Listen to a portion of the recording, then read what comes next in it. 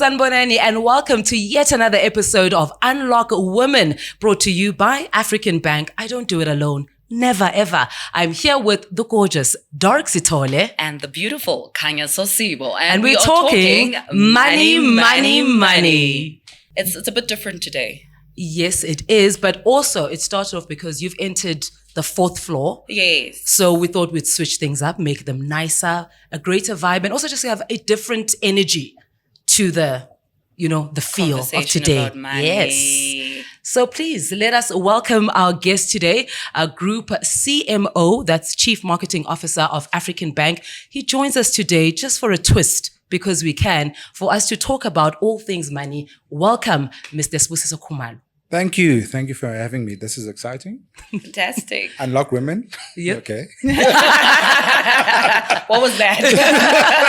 Look, it's always good to have alliances and have supporters. Okay. It just can't always be about women, for women, by women. Sometimes we need the support of the men. So that's, you unlocking women. That works for you? Yeah, it works for me. All right. Captain of the ship. Yes. So we're going to jump straight into it.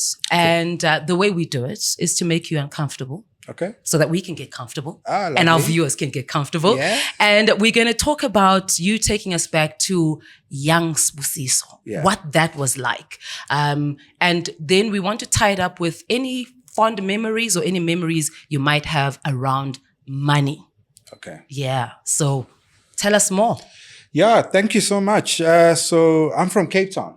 From Cape Town. So, Joburg is like, a new experience for me.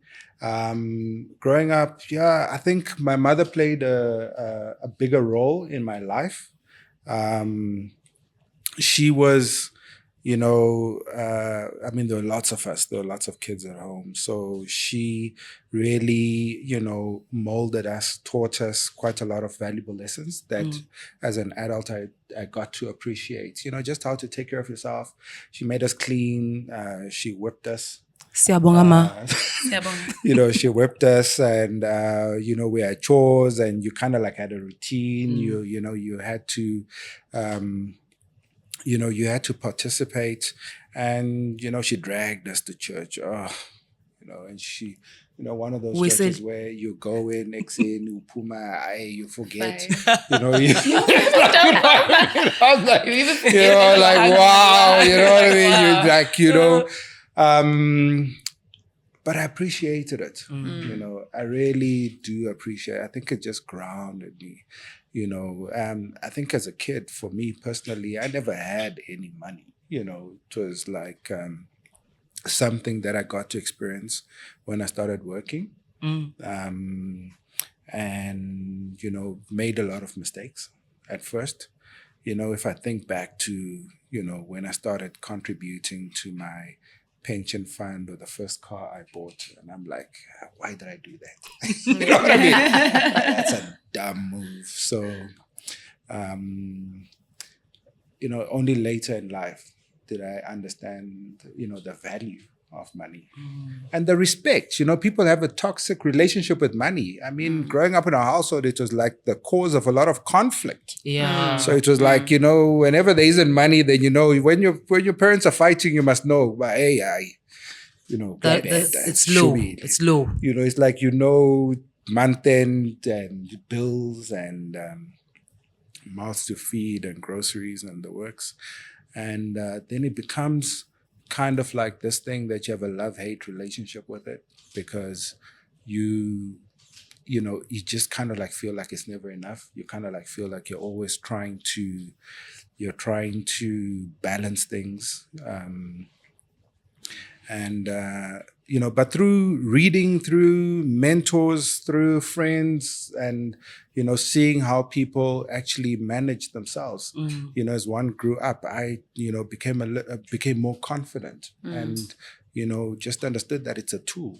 You just need to actually manage. And, it's something not to fear. I remember I used to even fear looking at my bank statement.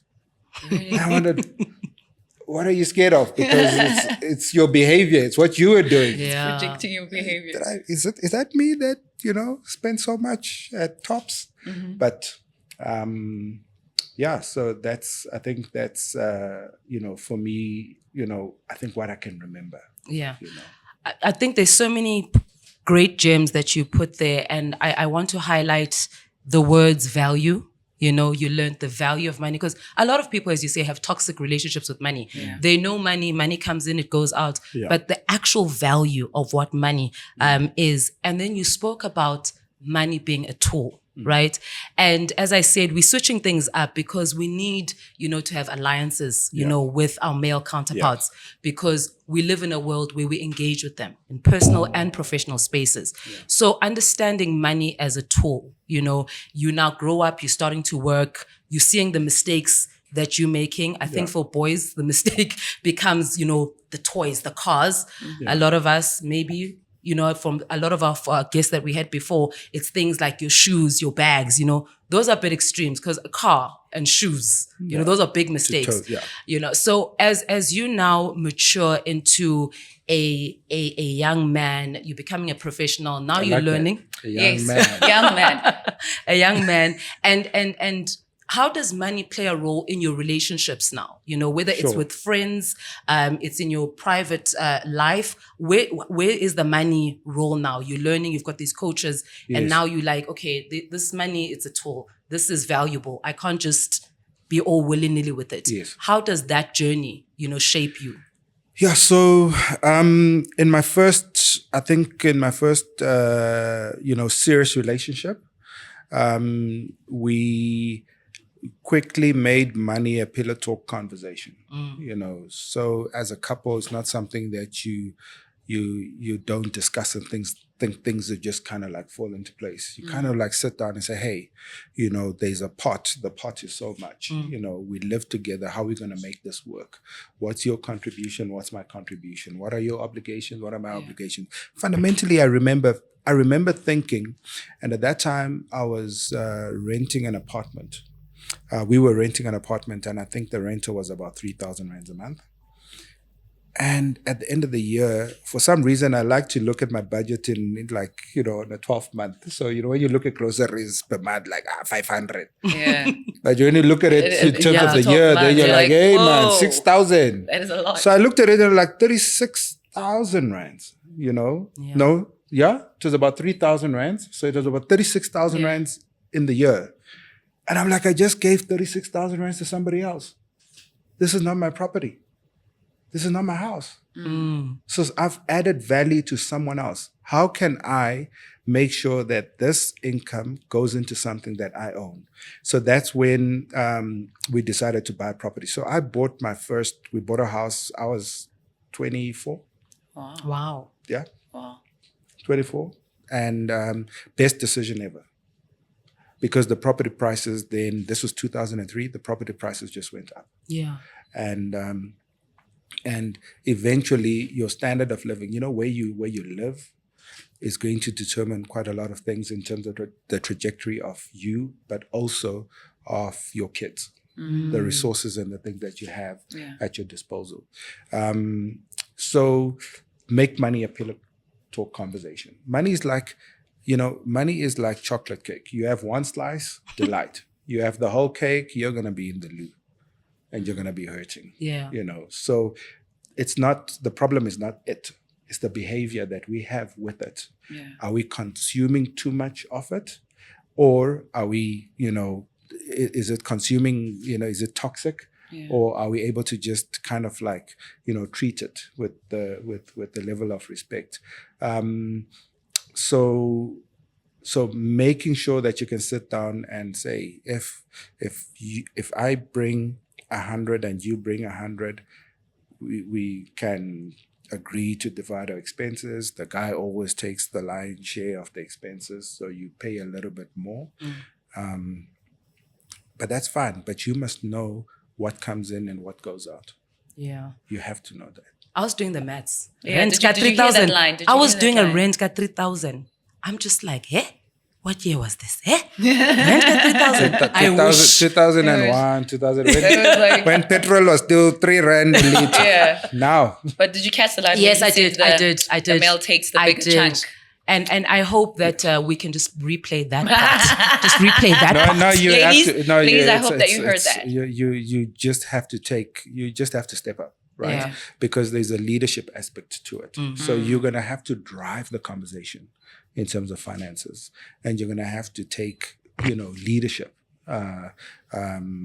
In terms of the conversations around money, that's something that I think even we should teach men, and boys, young boys, to say, you know what, you need to understand money because you're gonna have to step up. You can't be comfortable.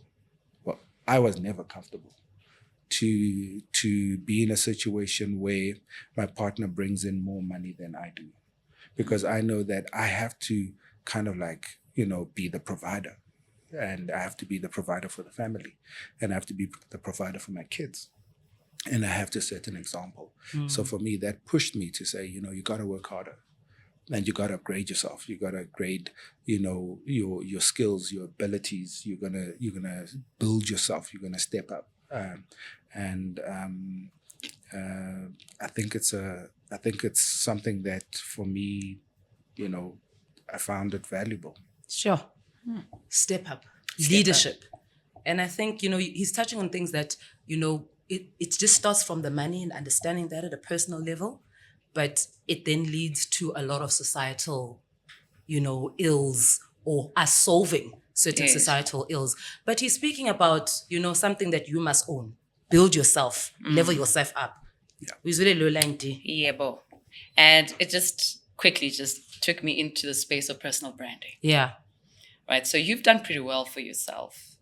We've seen your profile, and just looking at your journey, we've heard the story about Sbusiso as the young man, the mistakes you made.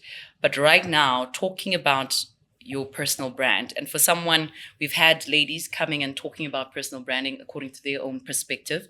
So today, getting to hear the male voice and getting to hear from you about what would you describe as personal branding according to Sbusiso. What's personal branding?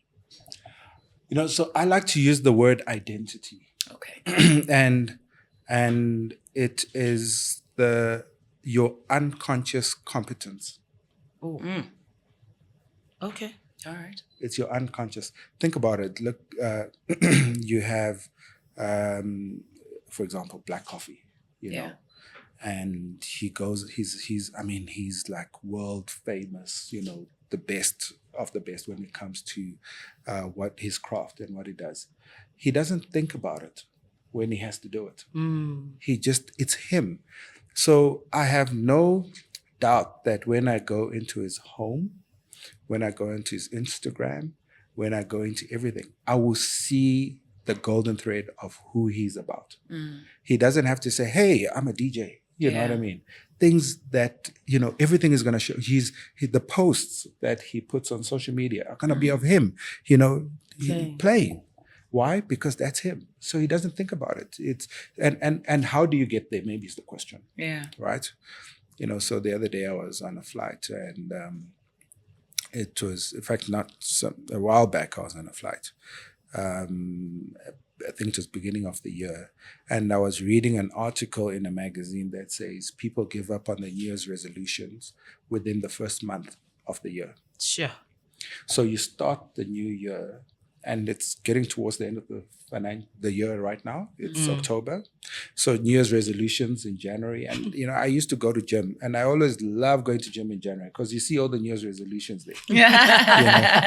You've got even the way people run on the treadmill, it's got a styling. It's fresh. You've got the new kit, it's got a little color here, and the color coordinated, and the water bottle and the towel, and you've got that little one sweat.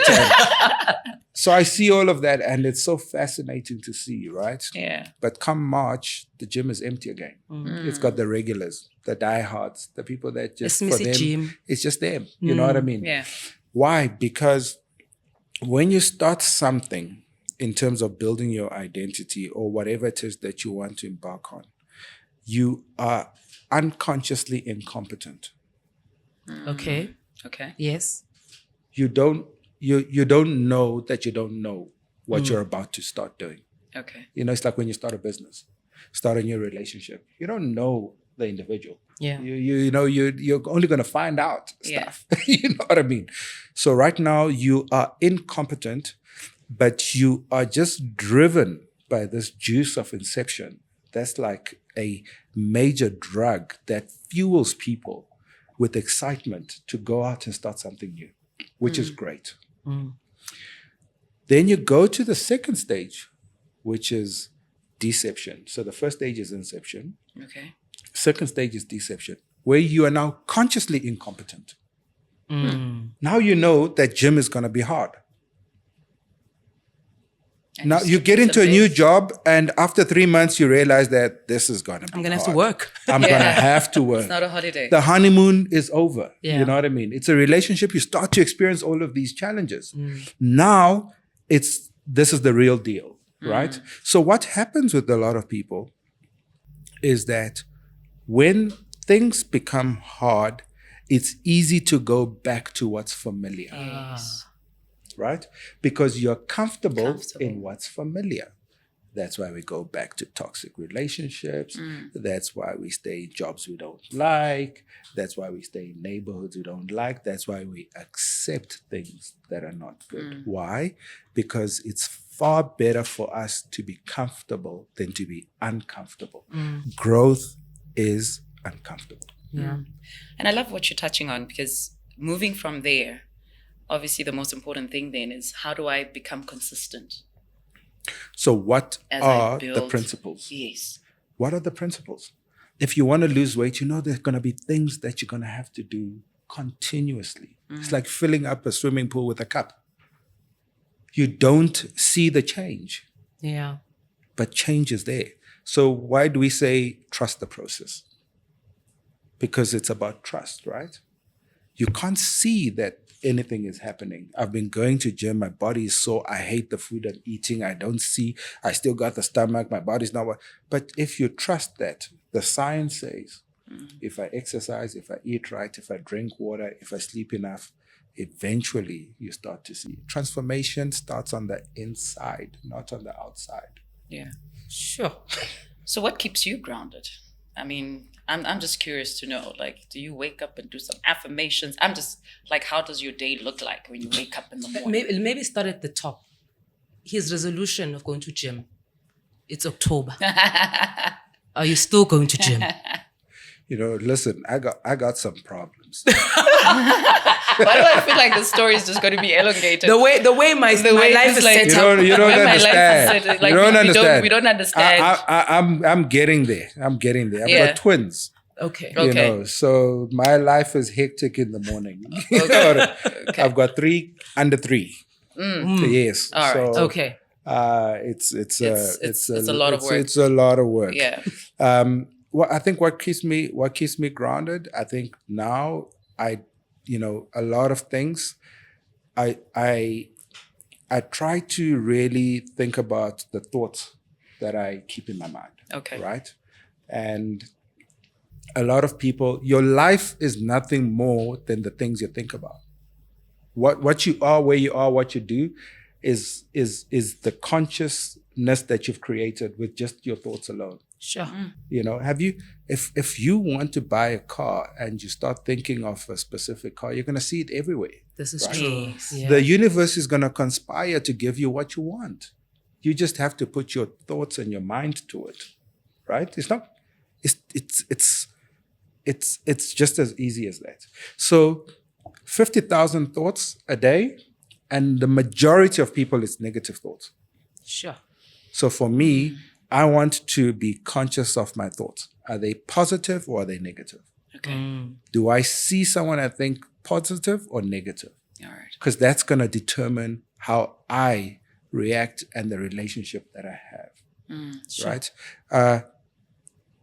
Darkness is not the opposite of light. It's the absence of it. Ooh. All right. Drops mic.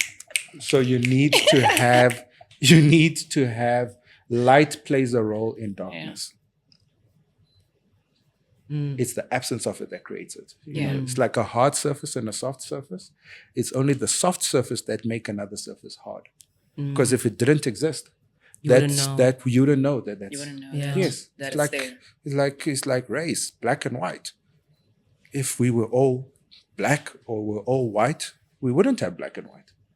So a white person only exists because I exist as a black person. If I didn't exist as a black person, they wouldn't exist. Yeah. If they didn't exist as a white person, I wouldn't exist as a black person.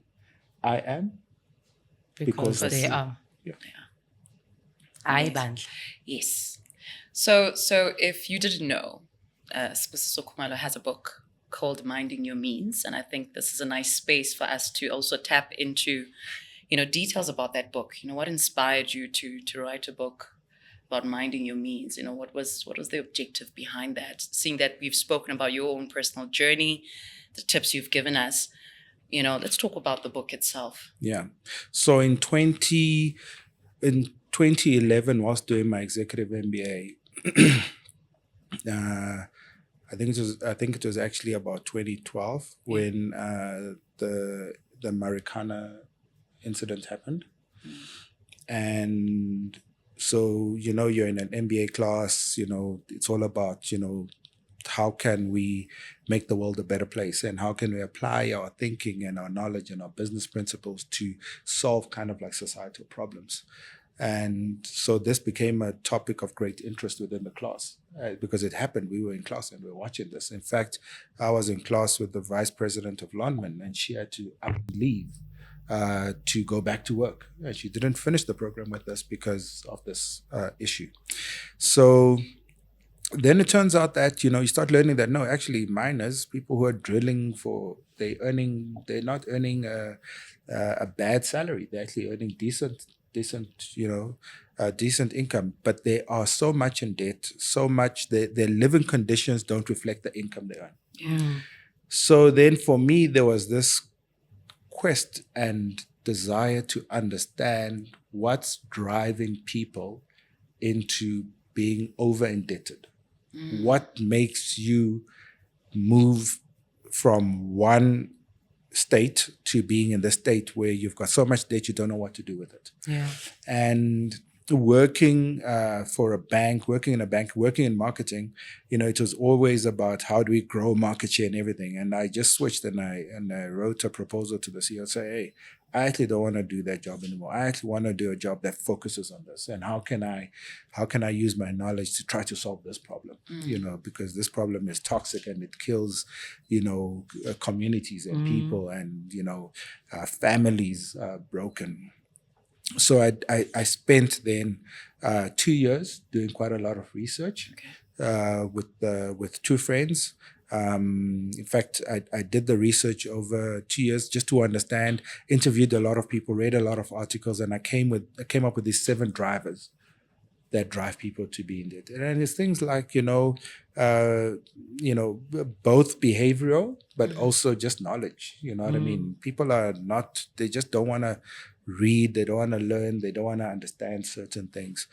And I was sitting with all this information, and a friend said, but Sbu, why don't you just turn it into a book? So then I kind of like rewrote the information into a book that's easy to consume, easy to digest, that just talks about money from cradle to grave. Some of your most important life decisions. And we don't think about it.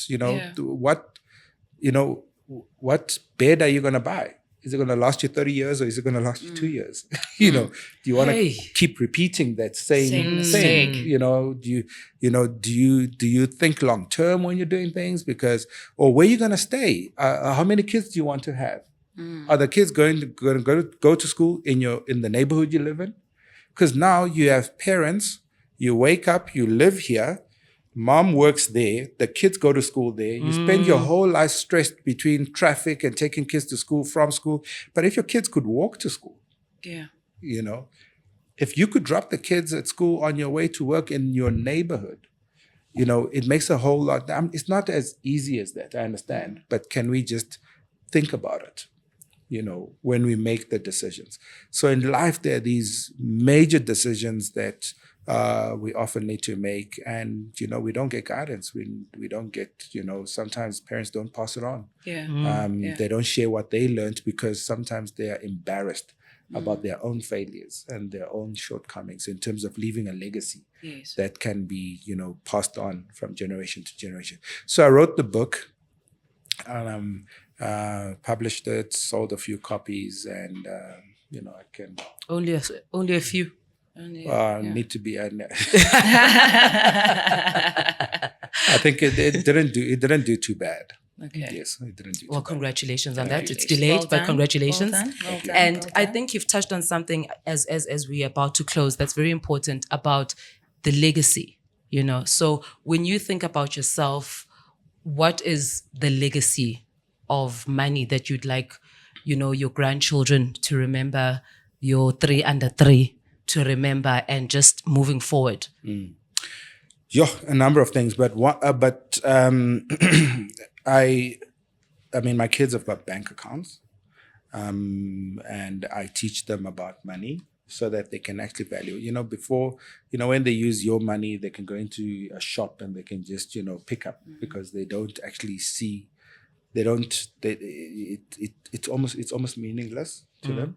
But when you give it to them and say, it's.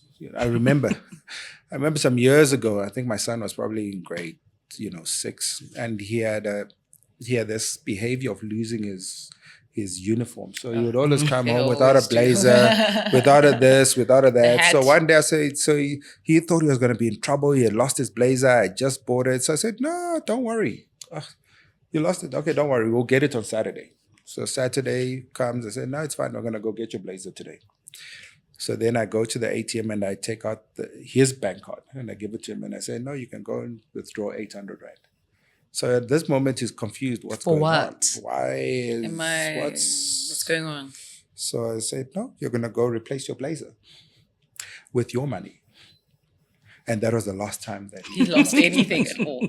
Because now he understands. Because now he understands that, it just, the world doesn't work like that, So I think more than leaving wealth to my kids, I want to leave knowledge and experience.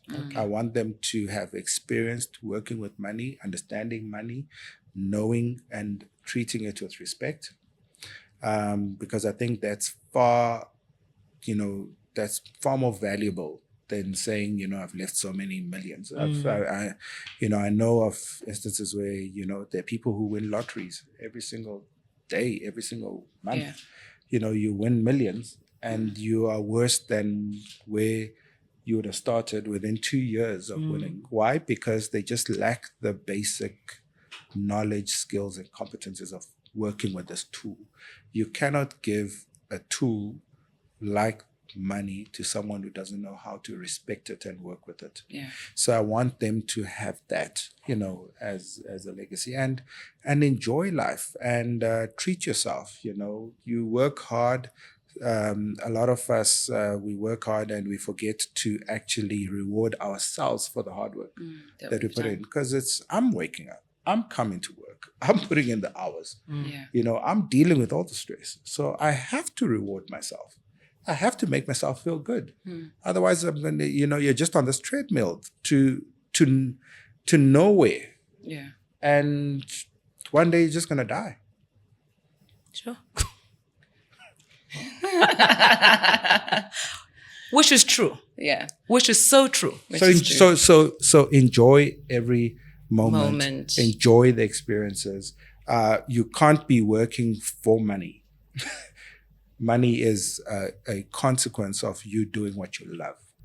So why do something you hate just because you want money? Do something you love and you will be rewarded. And build your personal brand. Is it a brand that is marketable? Are people going to look out for you? Or are you going to have to go and sell yourself? Or do they say, I actually want Dorothy on my show? This is the person that I actually want. That's because you've built a brand. But more than anything, your brand is clear, it's distinct, it's identifiable, and it's your identity. Yeah. It's got your then fingerprint. you can say, hey, if you want me to play at your show, this is what the cost is. And you can say that without fear. And say it loud. Say it out loud. Say it loud. I mean, one of the moments I felt really like stupid was I went into a dealership, and I think it was Maserati. I was like 25. I couldn't even afford. Ambitious. Ambitious, yes. Yeah. And so I was asking about the car, whatever it is, and then I said, "Well, how much is a tank of fuel on this car?" And the sales guy says, "Oh, the people who normally buy this car don't worry about that."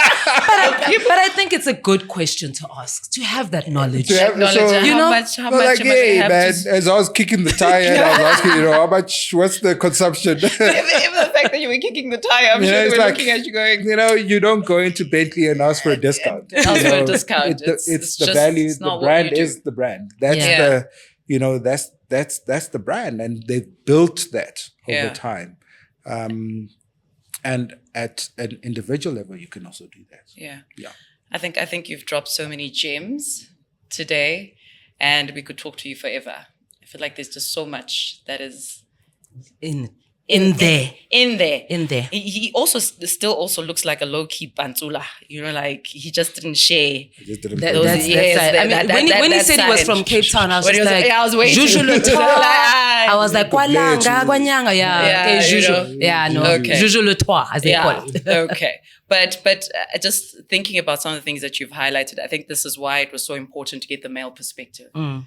It just goes to show that we are having conversations for women, but there's so much that we can learn from each other. And highlighting the legacy, the background. That's why we start where we start in terms of how you were brought up, because it shows us that even in our own upbringing, there could be gaps. But living in the now, you have the opportunity to actually make a change. You don't have to relive your own life and say, this is how I want my children to grow up. This is the legacy I'm leaving behind. And as I build my own personal brand, it comes with my own DNA. Yeah. And what's that going to look like? And so I think today there's people definitely taking notes in terms of what you shared with us. And we're so appreciative for you to... Eat the meat, spit the bones. Okay. That's what my grandmother used to say. So there's got to be stuff you like, stuff you don't like. Just eat just the like- meat, and spit the bones. Spit the bones. But it's been such a pleasure having you on Unlock Women. Thank you so much. And hopefully you'll be back again to drop some more gems. I feel like there's so much more. But if somebody wants to get access to your book, how do they do that?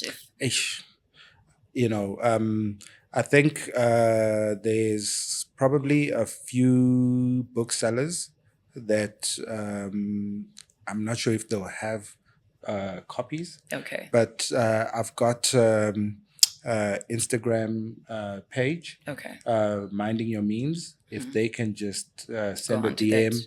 and then I'll be able to link them with which bookstore still has To copies. get the book. Yes. Well, there you have it. And we're saying thank you to Sbusiso Kumalo. Thank you for you. coming through to Unlock Women today and all those gems that you dropped. And if you want to get his book, Minding Your Means, just go online on social media, look for that page and get yourself that book. And if you are concerned about personal branding, those tips are definitely going to help you as well. And this is us saying goodbye to you from Unlock Women with Kanya Sosibo. And if you like this content, don't forget, YouTube, African Bank TV, like, subscribe, follow, do Share. everything, share, do Tell a whatever you need to friend. do. Tell your friend, your neighbors, everything. Leave a comment. Give a comment. Yes. Say something. And we're saying goodbye to you. And Kanya Sosibo. Doric Sitole. And we're Talking money, money, money.